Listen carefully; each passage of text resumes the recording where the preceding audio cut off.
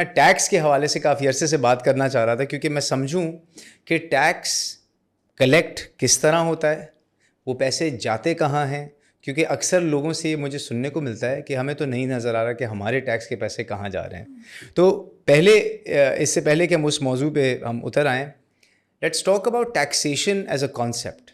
ठीक है, आइडिया ये है कि हम सिटीजन से कुछ आमदनी लें स्टेट, ताकि वो उन सिटीजन्स को वेलफेयर प्रोवाइड की जाए, राइट? एग्जैक्टली। तो थोड़ा सा मुझे वहाँ से लेके चलेंगे कि भाई जब पाकिस्तान को 47 में क्रिएट हुआ, फिर प्रोविंसेस अपना डिस्ट्रीब्यूट हुए थे, तो पाकिस्तान का जो टैक्सेशन का मॉडल था और स्ट्रक्चर था, वो ऑब्वियसली उसका अपना तो नहीं था।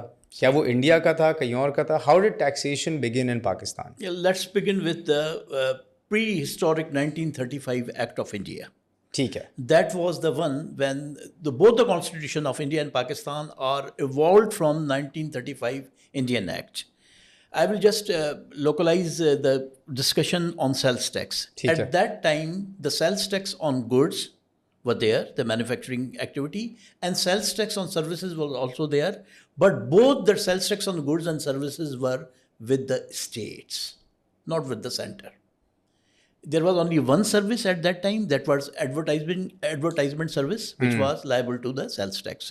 Then in 48, since the same thing 1935 Act was there, the founder of nation has requested the two wings, that is the East and West Pakistan, to just hold on for 1 year so that the center collect both the sales tax on goods and services till the time the finances are centralized and the new state commence.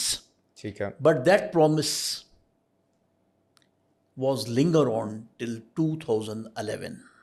Really? So that was for 1 year, and it is just a historical fact. अच्छा, I didn't know this. Yeah. कि एक साल का जो Promise था founder of nation का, because he was not there. हाँ वो So it was then the gone into the federal kitty since then. तो जब 2008-9 में जब वो अमेंडमेंट आई थी, 18th अमेंडमेंट, उसी के बाद it's come to मैं the आपको promise. बीच में भी बता देता हूँ. In 1973 constitution, there was a fifth amendment, which was obviously coined by Zulfikar Ali Bhutto Sahab.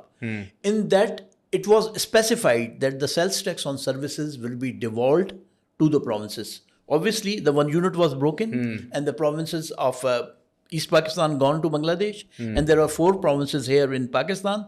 So it was decided that sales tax on services will go to the provinces, but there was a caveat. They say that till the time the provincial authorities are made to collect the sales tax on services, it will be collected by then Central Board of Revenue, which is now Federal Board of Revenue. And we must give credit to Musharraf Saab that in 2000, ordinances were passed by all the 4 governments and the governors that the sales tax on services will be devolved to the provinces, again with the same caveat that till the time the revenue authorities are being started or made in the provinces, it will be collected by Federal Board of Revenue. Then again, it took 1 decade once the constitutional amendment of 18th came into picture, along with the organization of the NFC component, it was given to the provinces. And it was a breakthrough. Sindh was the first province which has made the legislation in 2010 about the sales tax on services. We have started collecting the sales tax on services from July 2011, the beginning of the financial year. And after 2011, Punjab Revenue Authorities was formed in 2012. KPK Revenue Authority was formed in 2013, and Balochistan Revenue Authority was formed in 2015. The Islamabad Capital Territory, still the sales tax on services is collected by Federal Board of Revenue. It is a sort of a five wings story, right? That the sales tax on services, because FBR collect the major taxes, including sales tax on goods, customs duty, income tax, capital value tax, and federal excise duty. And that is the umbrella on which the NFC, National Finance Commission Award is based. So it is principally based on the population. And now, again in the 18th Amendment, 42% goes to the federal government and 58% is divided among the provinces, which is very contentious issue. We'll discuss sometime else the components of the NFC. The federal government says that since there are 4 Ds, debt, sort of defense, development, and disaster. Provinces are not contributing into that. So the kitty of the federal government is shrink because of the major chunks going to the provinces.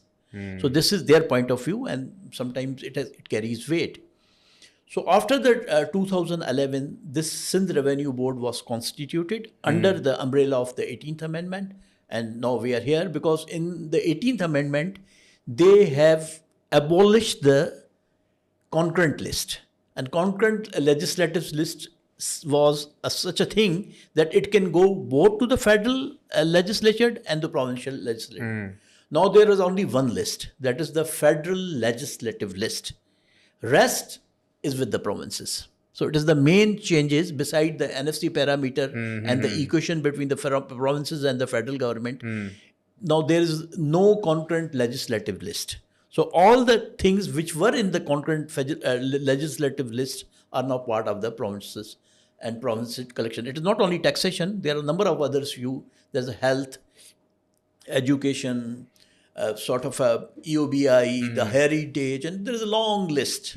Some are being retained by the federal government on a very valid point that since education and health are the subject which are dealt with the donor agencies like WHO, UNICEF and all that. So we will keep umbrella of the structure at the federal level, and then we will then coordinate with the provinces regarding the disbursement like polio and all that. So this is the brief history of the sales tax, how it evolved, and now these are a very strong provincial entities, the provincial revenue authorities. So